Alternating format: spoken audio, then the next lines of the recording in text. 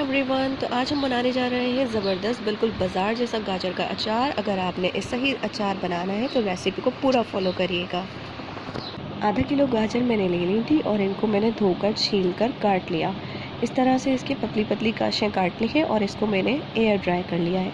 आप देख सकते हैं गाजर के सारे ही पीसेस बिल्कुल खुश्क हैं, इनमें बिल्कुल भी पानी नहीं है और ये मैंने एयर ड्राई किया है।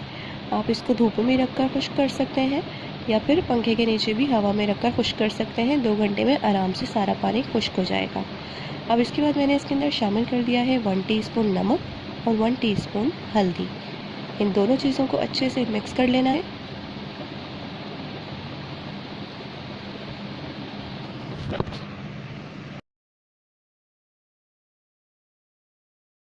नमक और हल्दी इसलिए लगाया है गाजर को ताकि जो एक्सेस मॉइस्चर है वो निकल जाए। हल्दी और नमक लगाने के बाद जो सारे गाजर के पीसेस हैं उनको किसी किचन टॉवल पर फैला दें। फासला रखकर फैलाएं ताकि सारे पीसेस अच्छे से खुश्क हो जाएं।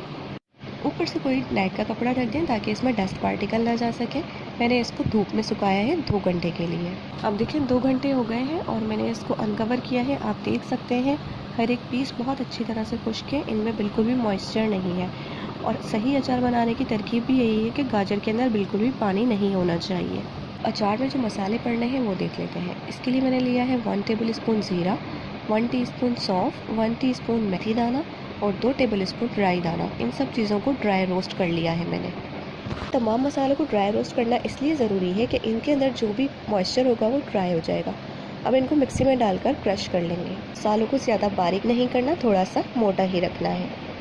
तो अब आप देख सकते हैं कि गाजर के अंदर बिल्कुल भी मॉइस्चर नहीं है। ये मैंने बॉल में डाल ली है। ये देख सकते हैं आप, ये है सरसों का तेल। ये 7 टेबल स्पून सरसों का तेल है। इसको मैंने पका लिया है और पकाने के बाद रूम टेम्परेचर पर ठंडा करके डाला है गाजरों के अंदर। तो ख्याल रखना है गरम गरम ऑयल नहीं डालना है। रूम टेम्परेचर पर जब आ जाए ऑयल तो फिर इसके अंदर शामिल करना है। अब जो हमने मसाले पीस कर रखे थे ना वो इसके अंदर शामिल कर देने हैं। साथ में कुछ और स्पाइसेस भी शामिल करेंगे। ये है 1/2 टेबल स्पून कलौंजी, 1/2 टेबल स्पून हल्दी। हल्दी हमने स्टार्ट में भी शामिल की थी इसलिए अभी 1/2 टेबल स्पून डालनी है। 1 टेबल स्पून भरकर इसमें डालना है नमक। स्टार्ट में भी हमने नमक शामिल किया था। नमक ज़्यादा होगा तो सही रहेगा, वो प्रिजर्वेटिव का काम करेगा इसमें। साथ में मैंने शामिल कर दिया है 1 टेबल स्पून पिसी हुई लाल मिर्चें।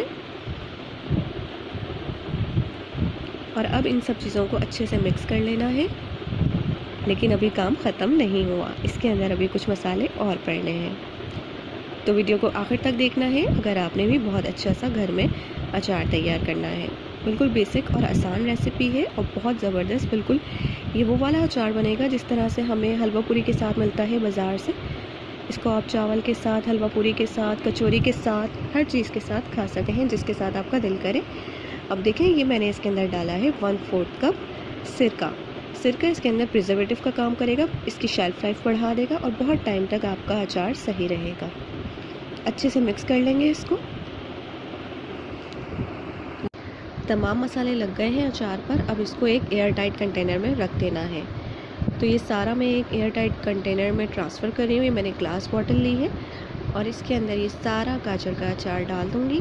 इसको अच्छे से कवर करके 3 दिन तक धूप में रखेंगे। 3 दिन तक इसको धूप लगानी है और फिर उसके बाद इसको खाना है। 3 दिन बाद ये रेडी हो जाएगा।